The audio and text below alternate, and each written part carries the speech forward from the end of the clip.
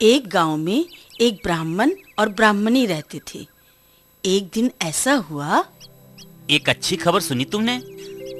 हमारे जमींदार बहादुर को पुत्र रत्न की प्राप्ति हुई है। अच्छा, बढ़िया है, बहुत खुशी की बात है। लेकिन तुम कुछ ज्यादा ही खुश लग रहे हो। हूँगा नहीं, जमींदार बाबू की बहुत दिनों की इच्छा पूरी हुई। महल में उत्सव होगा और इस अवसर पर ब्राह्मण भोजन तो होगा ही। कितने दिनों से राजसी भोजन नहीं खाया। अब ठूस ठूस कर खाऊंगा। आहा, पेड़ पे कटहल और होठ पर तेल, आगे निमंत्रण तो मिले। वो सुनो, बोलते न बोलते।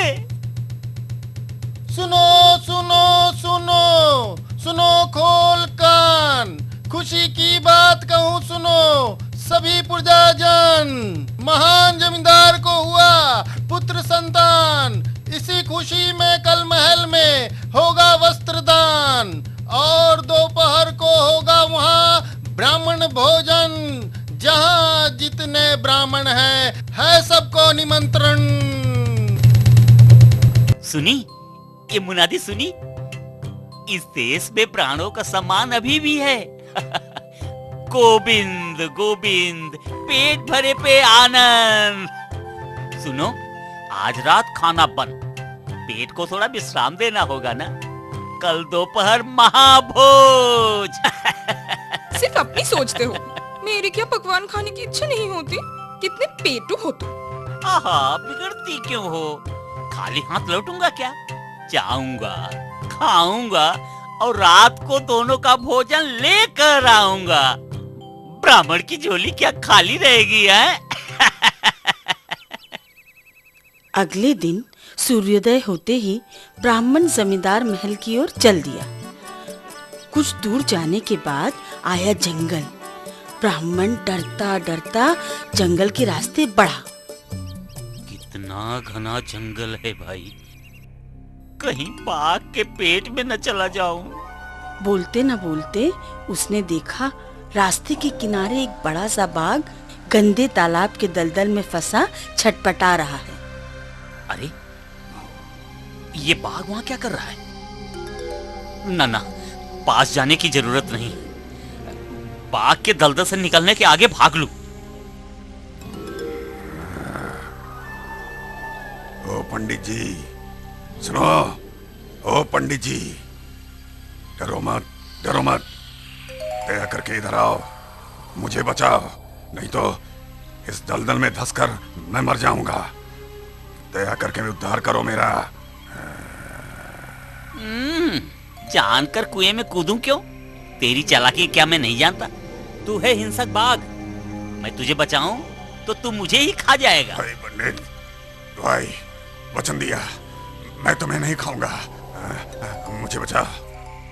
अच्छा, जब इतना कह रहे हो तुम्हारी बात ही रखूं, पर तुम अपनी बात रखना, मुझे मत खाना। हाँ, ये कहने की बात है। पंडित, पंडित डरो मत, मैं अपनी बात जरूर रखूंगा।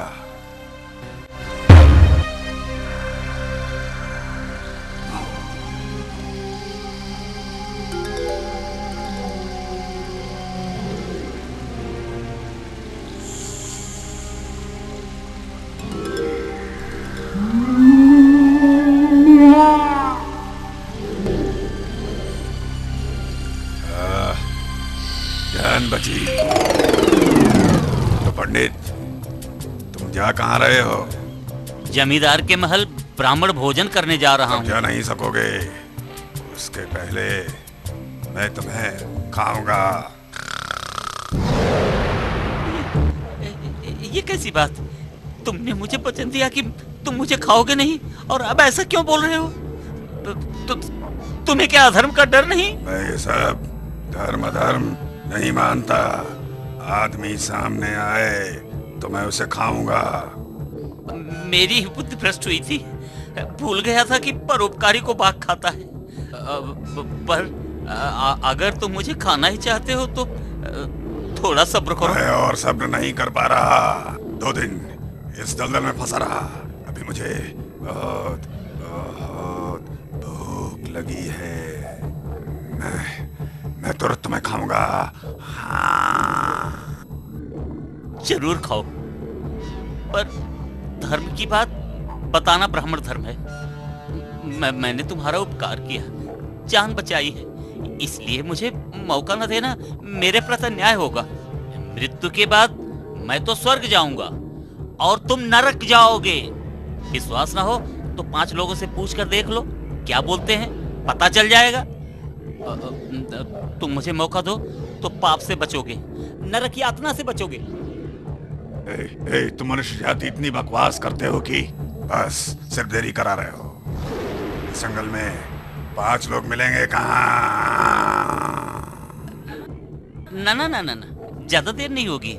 उस नदी की ओर चलो, जो सामने मिलेगा उससे ही पूछ लेंगे। अच्छा, ठीक, चलो। दलदल से बच गया, अब पाप से भी बचूं।